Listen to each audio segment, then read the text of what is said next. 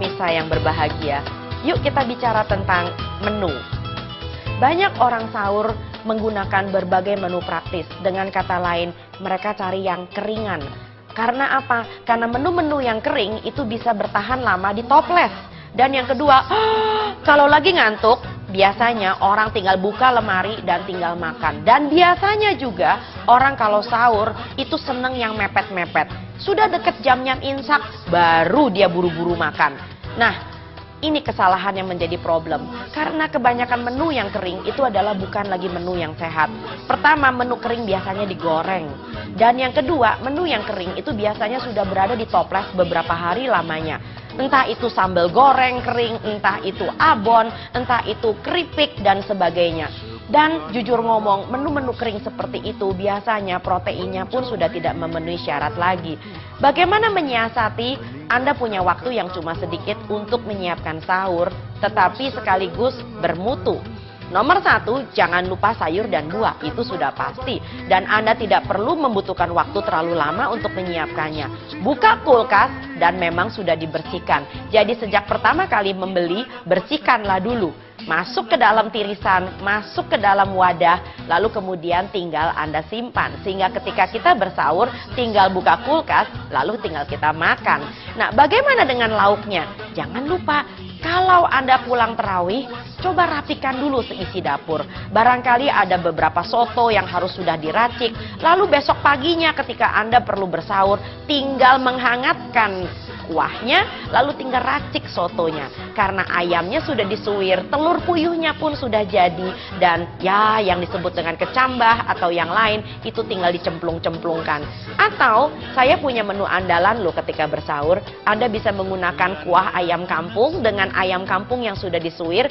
Beri kocok telur, cepat masukkan, lalu cemplungin dengan beberapa potong oyong. Oyong adalah salah satu buah yang sangat bagus. Karena apa? Karena pertama, dia mempunyai serat yang tinggi. Kedua, rasanya enak sekali kalau dibuat sup. Dan yang ketiga tentu, banyak sekali orang menyukai oyong karena oyong biasanya bertahan lama di dalam perut. Sebab seratnya juga tinggi. Itu salah satu hal yang sebetulnya bisa kita pakai. Benar sekali bahwa untuk berbuka puasa, yang terbaik tentu adalah mengkonsumsi buah. Pilihlah buah yang Anda suka dan kalau perlu dinginkan terlebih dahulu. Karena efek dingin dan buah itu membuat rasa haus menjadi sirna seketika. Apalagi kalau dimakan juga bersama dengan meminum segelas air. Nah, selain buah, ada beberapa buah tropik yang juga kita bisa gunakan.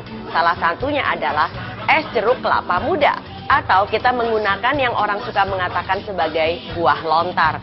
Bagaimana dengan yang lain? Kita mempunyai banyak sekali menu Indonesia yang sangat sehat yang juga bisa kita gunakan untuk menu berbuka. Ketimbang lagi-lagi kolak, lagi-lagi bubur sumsum, lagi-lagi gula tentunya.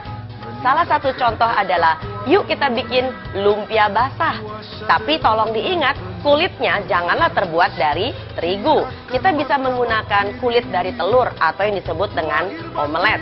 Lalu isilah dalamnya dengan toge mentah, beri kocokan telur, lalu diberi dengan oseng-oseng dengan air ditambah dengan bumbu yang disebut sebagai berbagai macam tahu. Tentu ikan atau ayam atau udang bisa ditambahkan beserta dengan jamur. Jadi lumpia basah Anda sip dan sangat menjadi bergizi. Bagaimana dengan menu berbagai macam racikan soto? Kita mempunyai banyak sekali menu Indonesia. Salah satunya adalah kita bisa mempunyai misalkan menu soto Lamongan, ada soto Kudus, ada soto Madura. Dan jangan lupa kita juga mempunyai menu andalan loh yang sangat segar. Contoh asinan Betawi, itu adalah favoritnya orang Jakarta untuk berbuka puasa. Selain asinan Betawi, kita juga mempunyai yang disebut dengan ada rujak buah atau rujak penganten. Wah, itu enak sekali. Karena selain menyegarkan, juga masih mengandung kalori dan kalorinya tidak melonjak dalam waktu yang terlalu cepat. Tingkatkan martabat diri. Sebentar lagi kita akan membicarakan tentang menu yang sehat sekaligus enak untuk berbuka puasa.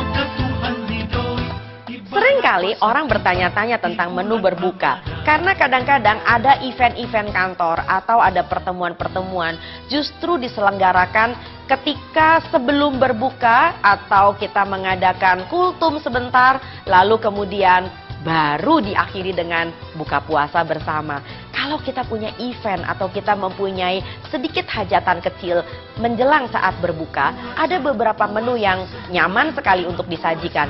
Nomor 1, buat sup tekwan. Tidak ada orang Indonesia yang menolak tekwan. Tekwan adalah menu yang sangat sehat.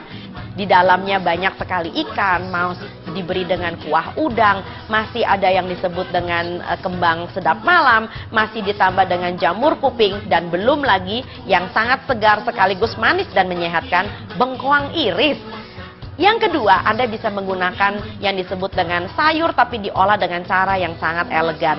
Entah itu terancam atau itu kredok, dan menu andalan saya, asinan Betawi. Tidak ada yang kalahin menu asinan Betawi. Dan kalau Anda mau sedikit lebih padat, Anda bisa menggunakan rujak penganten. Di dalam rujak penganten semua komplit.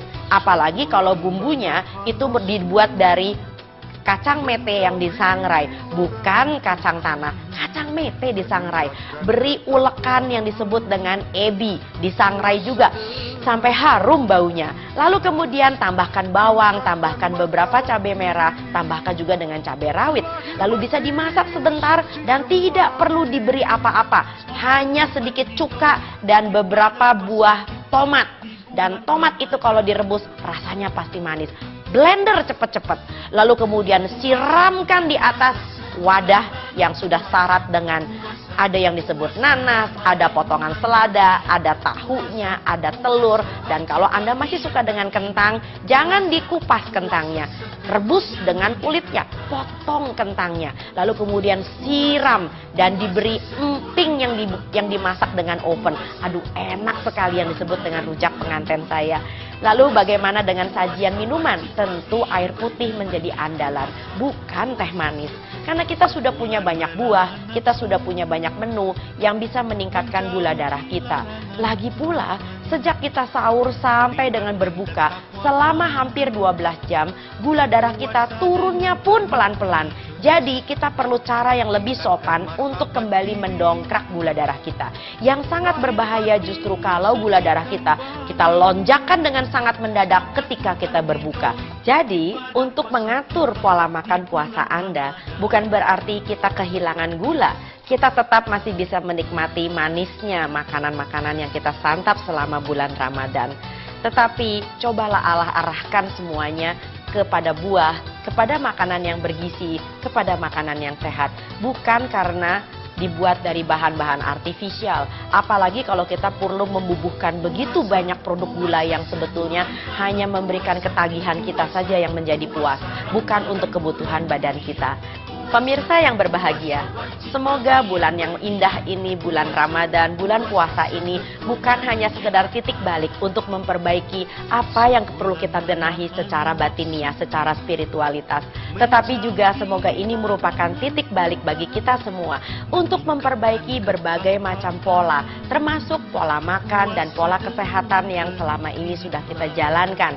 Semoga yang berbahagia bukan hanya batin saja, tetapi tubuh kita ikut berbahagia dengan memperbaiki gaya hidup, memperbaiki pola makan, menuju suatu kebahagiaan fisik juga yang merupakan hak dari tubuh Anda dan saya.